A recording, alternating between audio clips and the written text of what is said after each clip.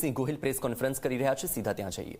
પ્રતિષ્ઠા થઈ ત્યારે સંપૂર્ણપણે એ વખતે જે પ્રકારનું મંદિર બનવાનું હતું એ પૂર્ણ થયા પછી પ્રાણ પ્રતિષ્ઠા થઈ હતી, અધૂરા મંદિરમાં નહોતી થઈ।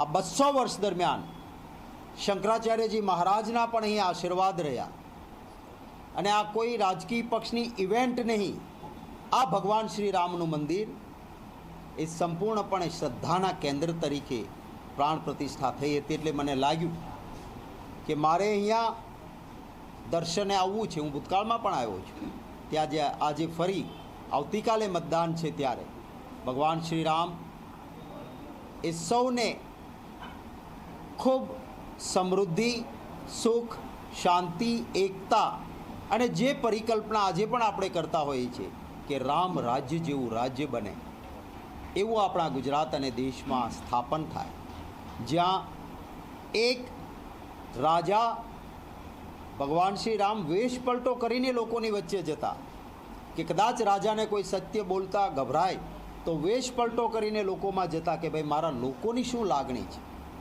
અને એક ઝૂંપડામાંથી અવાજ આવે તો જે સીતા માતા તો સતી હતા, એમ છતાં જે સીતા માતાજી માટે લંકાને ધ્વંસ કરી હતી એ જ માતાજીને એક ગરીબના ઝૂંપડામાંથી અવાજ સંભળાયો, જંગલમાં મૂકવા ગયા હતા। આ રામ રાજ્ય હતું।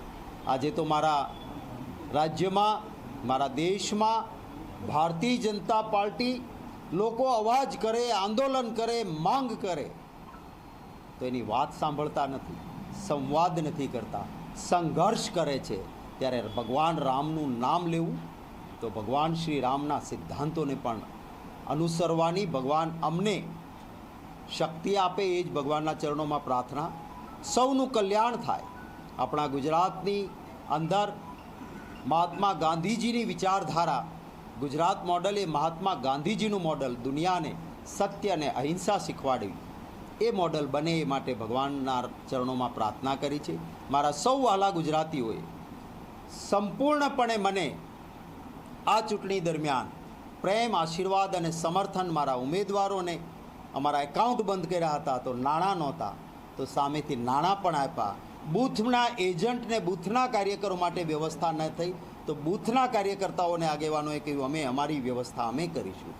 પ્રણામ કરું છું, નમન કરું છું એમને। આપ સૌ પધાર્યા, આપનો પણ આભાર માનું છું। શક્તિભાઈ, કારણ કે હવે 25 બેઠકો પર ચૂંટણી થવા જઈ છે, સુરતની વાત કરીએ જ્યાં નિલેશ કુંભાણી તરફથી જે પણ ઘટનાક્રમ આખો થયો, કોંગ્રેસે અત્યારે તૈયારીઓ કરી છે લીગલ સેલમાં જવા માટેની, ક્યાં સુધીની આશા અપેક્ષાઓ કે આ જે આખો કેસ છે તેનું નિવેડો આવે, અથવા કોંગ્રેસની કઈ પ્રકારની રણનીતિ?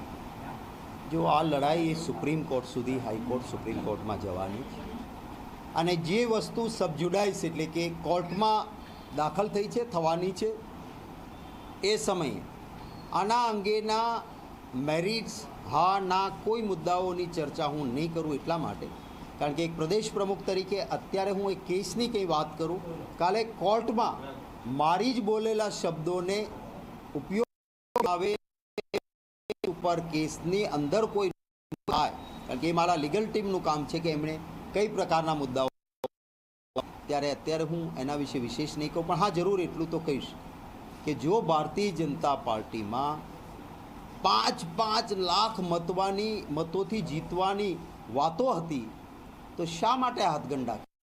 ચલો ભાઈ, અમારા ઉમેદવારના 4 ટેકેદારો રાતોરાત સપનું આવ્યું, પાછું ખેંચવા ગયા કે અમે આ સહી નથી કરી। એ પછી અપક્ષો હતા, બીએસપીના ઉમેદવાર હતા, પોલીસની કેવી ભૂમિકા રહી છે સરકારના ઇશારે આપણે જાણીએ છીએ। નોટા પણ સુપ્રીમ કોર્ટ